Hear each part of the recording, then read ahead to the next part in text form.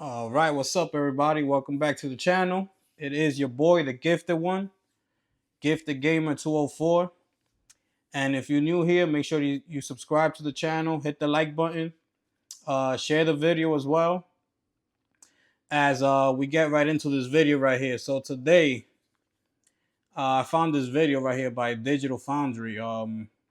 So I'm guessing they're at the Tokyo Game Show, and they got their hands on the PlayStation 5 Pro, and they were able to test 11 games.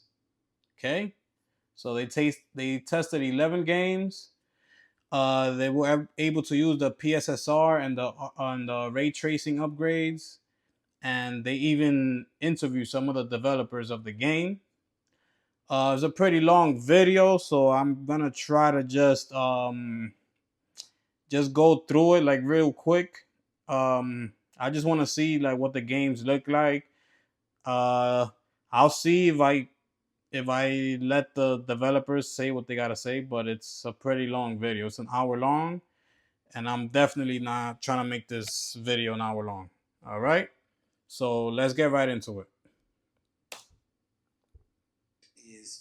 And it's a curious one, an unexpected one, I'd say. F124. Now we know from the PC version that Codemasters are really pushing features on that. There's a lot going on in that Oh, PC that's that. build, and therefore I guess there's a lot That's of not good. rendering technology they could tap. That's not good. I don't know if you guys were able to see that, but it was a lot of stuttering, a lot of uh, it's a lot going on the screen. Like the frame rate it dropped tremendously. It was not looking good on both. So the bottom was Windows 11. Let me see here. Uh, We get started. Okay, great. Well, the first let's game see that here. could Let be me just bring it highlighted back real is, quick. and it's a curious one, an unexpected one, I'd say. F124. Now we know from the PC version that Codemasters are really Yeah, pushing look at features on that. that. Yeah, that's not good at all. I don't know if you're able to see it, but yeah, that's not There's good. a lot going on in that PC build, and therefore I guess there's a lot of rendering technology they could tap into for PlayStation 5 Pro. But I'm looking at your notes here, and I'm actually pleasantly surprised. Oh man, you heard him though. He said pleasantly surprised. Let's see what we got. At just how much they're doing here. Yeah. I thought it was a really Oh impressive my release. goodness, that's the Pro. They're doing a 4K 60 Look at that. 4K output, and they're including 3 ray traced effects. So they're including DDGI or dynamic diffuse global illumination, which is also included in the PlayStation 5 as well, plus RTAO, plus that looks incredible. RTO opaque reflections. And we do have some footage here that I was able to match. That looks incredible. But in a few shots that I was able to match the RTO. Look at the difference. To make a pretty insane visual difference, like a really stunning visual difference relative to the PS5 version with just DDGI. In the right circumstances, I think it's almost a generational leap. Like the quality of the RTA makes such a big difference in indirectly lit areas of the track, like on the start of Monaco here. I've got the indirectly lit area at the start of Monaco in that afternoon sun, and you're really look at that. Look at the ray tracing. You could tell right away. You could tell. Base console there, and the RT reflections apply not just to the cars, not just to trackside detail, but also all the transparent surfaces on trackside detail. So it actually looks really good. It's giving you a lot of interesting transparent reflections, like on the siding and that looks incredible. A ton of reflective detail there. It makes the game look. Look at that. Look at, you could tell right there. You can tell right there. And mind you, so when they're in quality mode on the PS5, that is gonna bring down the performance mode. So when we're seeing it at the best possible way in quality mode. Okay, so that means that the performance is down right now. So that means that game is probably running at 30 frames per second, probably a little more, but who knows? But it's quality mode. So the Pro is bringing both of those together, and look how good it looks in the bottom.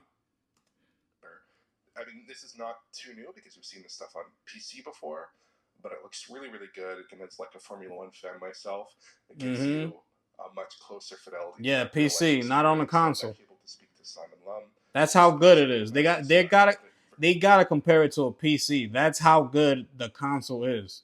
Okay? That's why they keep comparing it to a PC, because they don't understand how Mark Cerny was able to pull this off. I'm pretty sure that that's what they're all thinking. Like, how did this happen? That's why they gotta keep comparing it to a PC instead of comparing it to its competition in the console space. That's why. Very well here. When something is ray traced, Okay, so that's that game. It gives your eyes. Let's see what else we got here. Gran Turismo, I'm not gonna do that.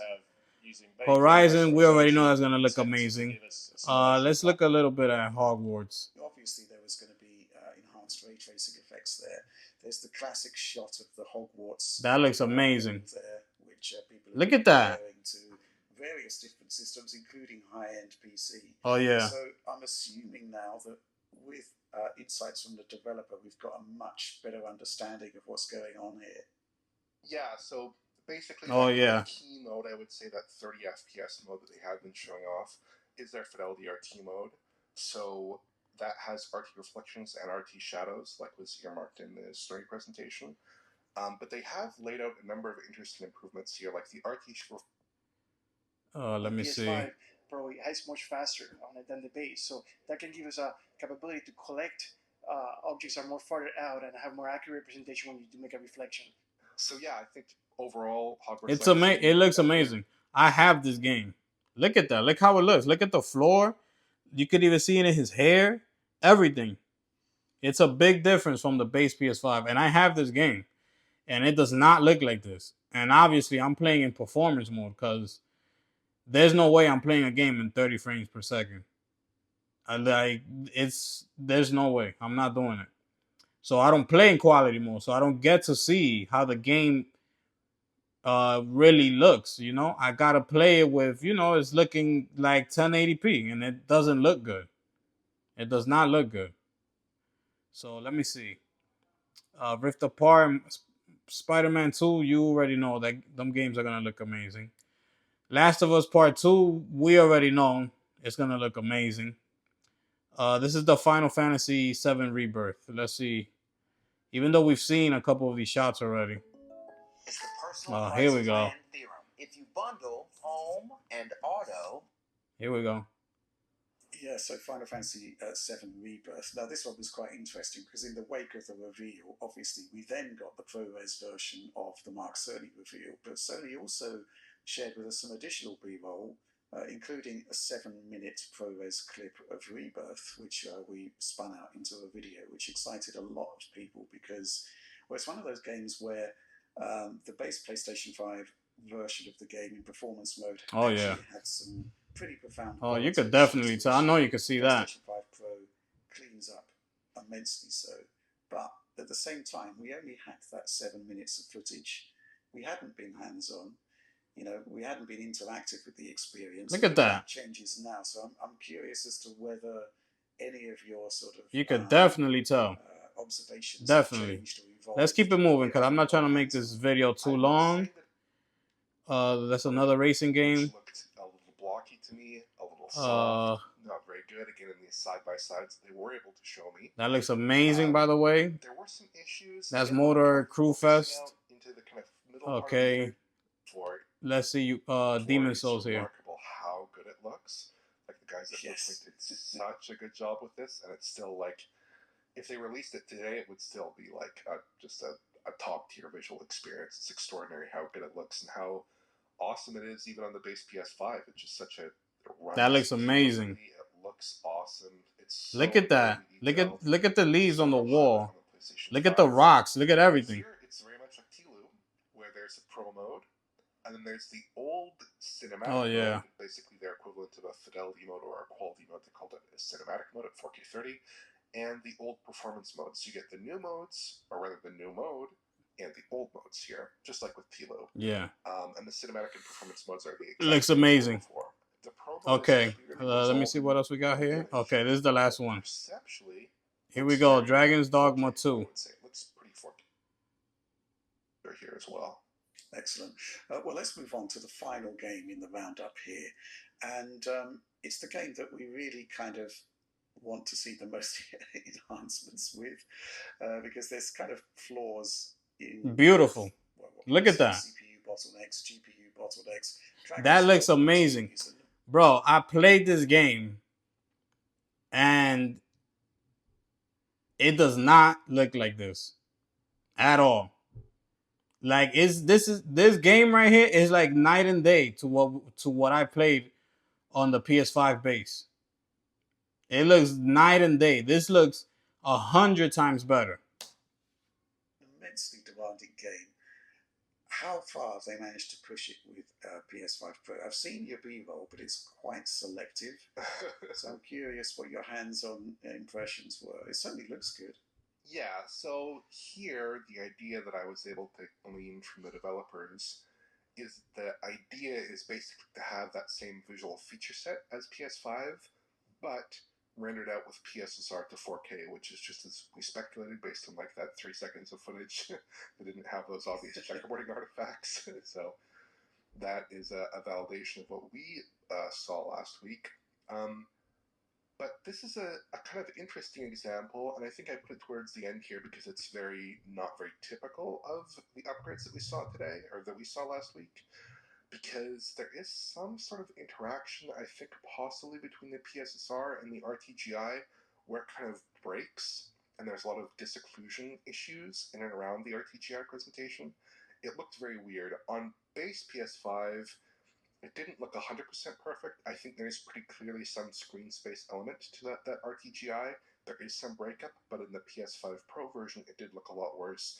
But it also looked very much like the RTGI. Like, it didn't look like that old solution they had with the kind of more primitive GI solution that they have when you turn off the RTGI. So for sure it was, I think, RTGI, but just not looking quite right.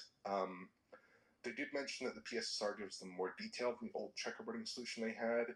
And image quality did look pretty good outside of that aforementioned issue with RTGI. I counted out a few shots based on the footage they provided, and it looks like 1080p-ish internally. So that's like a 2 times upscale to 4K using PSSR. It looked pretty good here. But one highlight here that I think we did know based off of the footage that they provided, and also I did see this in person, is that it was running very, very well relative to my expectations. Maybe not very well in an absolute sense, but there you have it. Relative to my expectations, because in that city area, it did feel like it was maybe in the 50s. It felt very stable, again, relative to what I have experienced on PS5, which is more like in the 30s and maybe low 40s. Yeah, in the 30s. Ain't no low 40s. That was in the 30s. City gameplay that we were able to track with our tools based off of that capture that we were provided. There it is. It does indeed run in the 50s. Look how beautiful. Look, it's running at 56 frames, 57. And look how beautiful it looks. It definitely, again, was not running with VRR, so I was able to see this more readily by eye. But this is kind of within that PS5 VRR window, potentially. That looked amazing. Even at 60 Hz okay. output, although they do have 120 Hz output with VR at the moment, so that should also look quite nice there. But overall, interesting upgrade. I think with Dragon's Dogma and some of these Capcom titles, they do tend to put less emphasis on frame rate consistency. And here I think you're seeing a game that is like... Yeah. So there you have it. I'm not going to make it too long. I'm already running almost 14 minutes. So I just wanted to show you guys a quick video that, well, they didn't make a quick video. I wanted to make a quick video on this Digital Foundry thing, because this guy was actually able to play the games on the Pro, and you saw it right there with Dragon's Dogma 2, which was the most demanding game out of all of them as far as the CPU goes. And look how beautiful it looked. And it was running very close to 60 frames per second, okay? It got up to 57. Looking the way it was looking in that video. That to me is good enough. Because I every time I play my games, the games that I play, it don't look like that. Why? Because I'm always picking performance mode, which is what Mark Cerny said in the presentation. He said 3/4 of the base players pick performance. So this is what he wanted to do for us. He wanted to bring those two worlds together. So yeah, there you have it. Yeah, so I'm gonna end it right here, guys. Make sure you subscribe to the channel, like the video, share the video, and I'm gonna catch you on the next one. All right, peace.